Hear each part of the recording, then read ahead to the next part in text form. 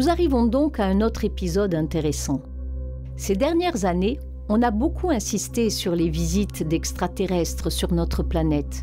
Des livres ont été écrits pour montrer que quelqu'un venu probablement de l'espace est venu ici il y a longtemps, a produit toutes sortes de monuments mystérieux, de documents, de gravures, d'images et de sculptures. Je suppose qu'ils avaient des engins volants, ce genre de choses. Et l'on disait qu'ils venaient de l'espace. La théorie de l'espace présente certaines difficultés qui n'ont pas été complètement résolues et qui ne le seront peut-être jamais. Je ne sais pas, mais tout cela est peut-être vrai, mais ce que nous avons apparemment négligé, c'est la possibilité que ces documents que nous considérons maintenant comme provenant de sources extraterrestres pourraient être les documents des grandes civilisations qui étaient ici avant qu'elles ne s'autodétruisent. Ces gens qui sont censés être venus et avoir apporté tous les secrets de la vie à ces peuples primitifs pourraient avoir été les citoyens du grand empire Atlante. L'empire qui était bien plus élevé et bien plus avancé à bien des égards que nous ne le sommes aujourd'hui. Leur civilisation était différente. Ils n'étaient pas liés à un programme industriel, ils n'en avaient pas besoin. Et vous savez, nous n'en aurions pas besoin si nous développions ces ressources en nous-mêmes.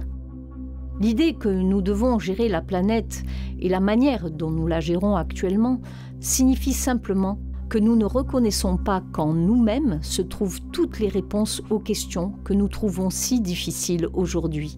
Qu'en réalité, si nous utilisions le potentiel intérieur que nous avons, nous n'aurions pas besoin de tous les problèmes de dépression et de tous les problèmes d'exploitation dont nous souffrons aujourd'hui. Comment imaginer, ne serait-ce qu'un instant, que ces soi-disant visiteurs étaient en fait les Atlantes? Il existe une longue histoire de leur activité. En revanche, l'histoire des extraterrestres est plutôt floue et difficile à reconstituer. L'idée des extraterrestres repose sur un seul point, à savoir que quelque chose a été amené ici ou est venu ici. À une époque antérieure, il semblerait possible que l'être humain ait pu développer ou faire évoluer les ressources. Certains croient qu'ils ont apporté avec eux des batteries électriques. D'autres croient qu'ils veulent des ressources terrestres. Certains disent qu'ils sont venus en voyageant dans l'espace-temps. Mais aucune de ces choses n'existe réellement à nos yeux, sauf sous la forme de peintures et de gravures d'images de genres différents, avec toutes sortes d'interprétations. Le fondement principal de notre croyance est qu'il s'est passé quelque chose qui a permis à une culture de venir ici ou d'être ici avant que nous puissions en retracer la source.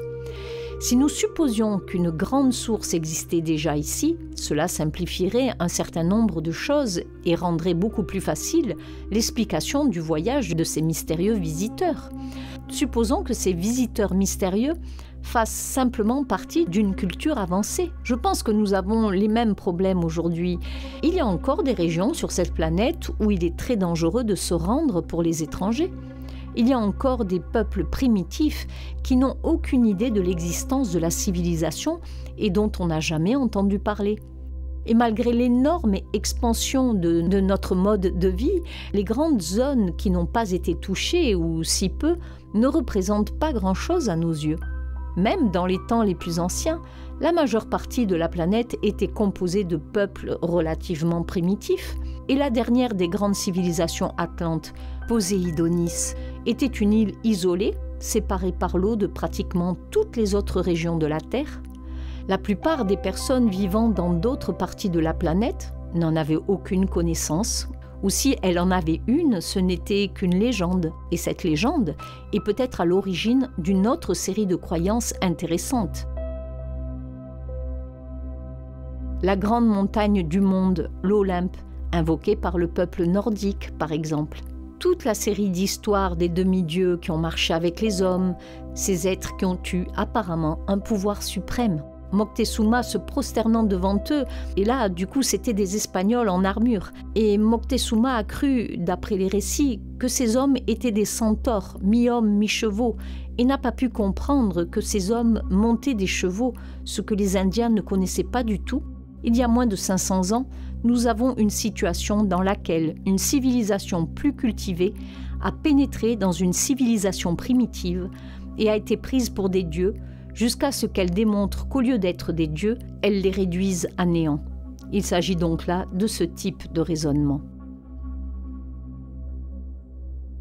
Nous pouvons trouver une source pour une grande partie de notre pensée religieuse, ces mystérieux prêtres du serpent de la Cité du Soleil. Ces prêtres étaient sans aucun doute des sages des mystères de la vie, les anciens rites et mystères des Grecs, des Romains et des Égyptiens, les enseignements secrets et ésotériques qui nous sont parvenus d'une antiquité inconnue pourraient très bien avoir trouvé leur origine dans l'ésotérisme de l'Atlantide. Il semble qu'il y ait un certain nombre de preuves selon lesquelles, lorsque la grande décision a été prise et que les dieux ont décrété que les Atlantes s'étaient détruits eux-mêmes au point de devoir être retirés de la terre, les dieux ont décidé que l'Atlantide n'était plus un lieu de culte. Des prophètes se sont alors levés parmi eux dans ces derniers jours avant la fin. Et ces prophètes les avertirent. Ils leur dirent qu'ils avaient désobéi aux dieux, qu'ils avaient sacrifié tout ce qui était bon à l'égoïsme, à l'avarice et au pouvoir. Ces prophètes ont conduit certains groupes d'Atlantes loin de l'Atlantide, dans ce qui est aujourd'hui l'Europe et le Proche-Orient. Ces peuples ont survécu. Si cette migration s'est produite il y a au moins 12 à 15 000 ans, nous soupçonnons que de nombreuses autres civilisations du Proche-Orient et peut-être même de l'Extrême-Orient sont nées parmi ces personnes déplacées qui s'étaient éloignées de la source de la mort. Il est dit dans l'histoire de l'Atlantide qu'un grand nombre de dieux de l'Égypte étaient, dirons-nous, des réfugiés de l'Atlantide, que les dieux des Égyptiens étaient des divinités atlantes qui à l'origine vivaient peut-être réellement et physiquement en tant que chefs de leur peuple. Quoi qu'il en soit, l'idée que le monde a été peuplé dans un certain sens par des réfugiés peut ne pas être convaincante. Une autre histoire du même type que l'on retrouve dans de nombreuses régions du monde raconte que les Atlantes, juste avant leur destruction finale, tentèrent en vain d'envahir l'Europe, qu'ils levèrent une grande armée et l'envoyèrent contre l'Europe et l'Afrique du Nord. Et cette grande armée était sur la bonne voie et se trouvait dans ces régions, les revendiquant, lorsque les îles centrales ont été détruites. Par conséquent, ces armées ne pouvaient pas revenir. Et comme il n'y avait pas d'endroit où retourner, beaucoup d'entre elles se sont installées et se sont mélangées aux peuples de ces régions pour former certaines de ces merveilleuses et mystérieuses civilisations pour lesquelles nous n'avons pas vraiment d'explication. Nous n'avons que très peu d'explications sur la manière dont la différenciation raciale est apparue récemment. Les différents anthropologues disposent d'un tableau montrant ce qui s'est passé, mais comme c'est le cas pour la plupart des sciences, personne ne semble savoir comment cela s'est produit ni pourquoi cela s'est produit, mais ces choses se sont produites. De nouveaux courants sanguins sont apparus, se sont mêlés, mélangés et entremêlés, et chacun d'entre eux a apporté avec lui une partie de sa propre culture. Et ces éléments des anciennes cultures semblent s'attarder sur des différences linguistiques dans les arts et les métiers, dans la structure psychologique, dans les habitudes et les principes, et même, dans une large mesure, dans la forme et la structure corporelle. Quoi qu'il en soit, comme le souligne Bacon, nous sommes confrontés à un défi à l'heure actuelle. Et ce défi est plus ou moins documenté en termes d'Atlantide, et je pense que c'est la façon dont Platon l'a utilisé à l'origine. Vous savez, l'histoire de l'Atlantide de Platon se termine au milieu d'une phrase qui n'a jamais été achevée. La nouvelle Atlantide de Bacon se trouve au milieu d'une phrase qu'il n'a non plus jamais achevée. Pourquoi ? Eh bien, nous ne le savons pas. Mais je pense que Bacon nous en dit long sur l'importance de la chose. La destruction de l'Atlantide a été laissée dans les tables d'Enoch. C'est la grande histoire du désastre, de la désobéissance. Quelle que soit notre conception de la vie ou nos croyances, il nous est impossible d'aller à l'encontre de la volonté du ciel. Tout ce qui va à l'encontre de la volonté du ciel finit par être détruit. Platon et plusieurs autres écrivains antérieurs semblent également avoir recours à des fables pour illustrer cette situation particulière. L'Atlantide est peut-être un soi submergé en chacun de nous. c'est une idée intéressante d'un point de vue psychologique. Et le cycle peut être cette partie de notre nature qui seule témoigne de son origine ancienne.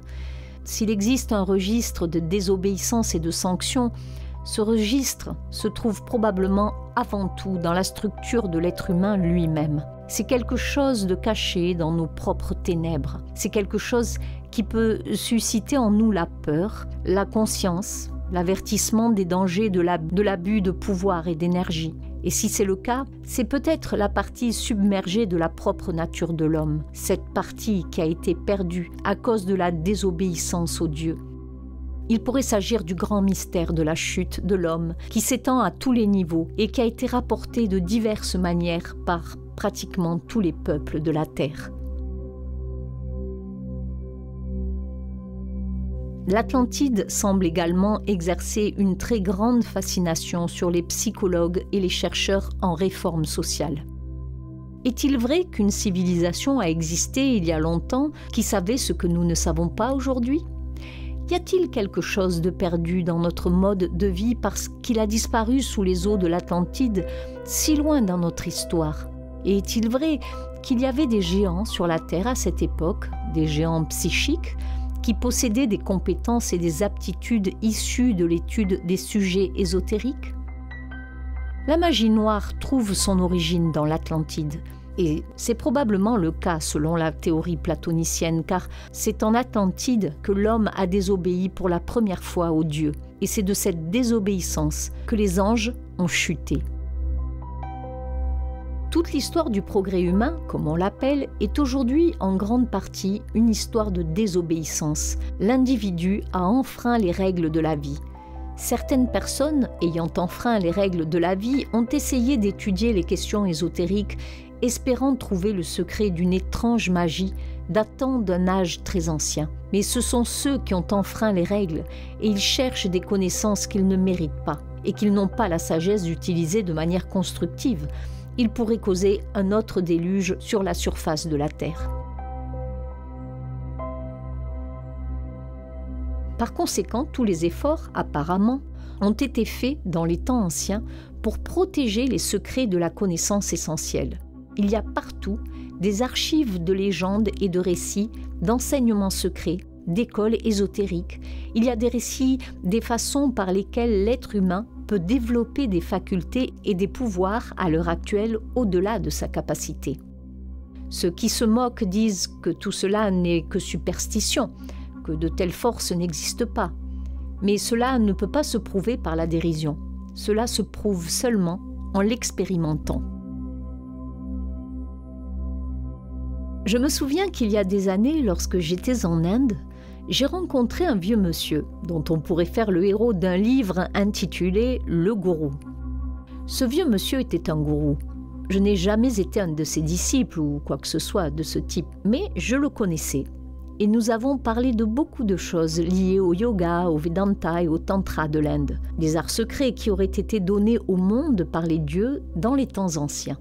Et en parlant de cela, ce vieil homme était assis là, au milieu de ses très longs cheveux, très tranquillement, sur un petit carré de drap blanc dans sa chambre, dans une petite maison modeste à Calcutta. Et nous étions donc assis là. Alors je lui ai dit, je retourne aux USA. Et en tant qu'un des hommes saints de l'Inde, avez-vous un message que vous aimeriez transmettre au peuple américain ? Et le vieux monsieur assis au milieu de ses cheveux, qui reposaient sur ce carré d'un blanc pur dont les extrémités extérieures étaient noires, me regardant droit dans les yeux, me dit « Oui, il y en a. Dites au peuple américain d'être pragmatique. » Cela semble être une chose très étrange à dire, vu nos conditions de vie actuelles, parce que s'il y avait quelque chose que nous faisions à fond, c'était bien d'être pragmatique. J'ai donc demandé qu'il développe un peu plus, et il m'a expliqué « J'aimerais faire une recommandation. Présentez-vous à nous avec 5 ou 10 de vos scientifiques les mieux équipés, ceux qui ont les plus grandes connaissances que vos académies et écoles, universités et institutions peuvent produire. Laissez-les avec nous pendant 10 ans et ils réformeront la sagesse occidentale.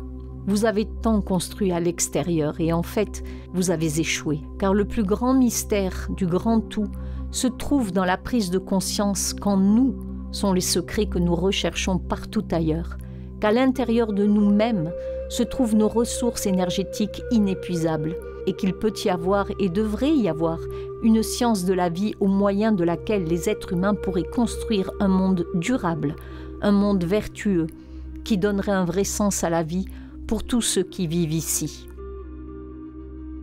Les anciens maîtres de la magie de l'Atlantide qui ont tout perdu par perversion se sont perdus eux-mêmes, ils ont perdu leur vie, ils ont perdu leur monde, leur belle ville et leur temple. Rien n'est resté parce qu'ils ont chuté. En ce moment, nous pouvons aussi nous référer de nouveau à ce que nous rappelle Bacon dans l'Atlantide, à savoir ce que nous devrions faire. Il dit « Nous pourrions dire que la devise de la grande expérience atlante était que l'homme devrait s'efforcer d'apprendre tout ce qui est possible pour l'homme de savoir, et de consacrer tout ce qu'il sait au bien désintéressé de tout ce qui vit. C'est un commandement très important, et nous ne travaillons pas très bien dans ce sens à l'heure actuelle, mais ces principes demeurent vrais. Lorsque l'individu travaille pour lui-même, tous ses empires tombent. Quand il travaille pour le bien commun, il construit ce qui est l'esprit de l'éternité.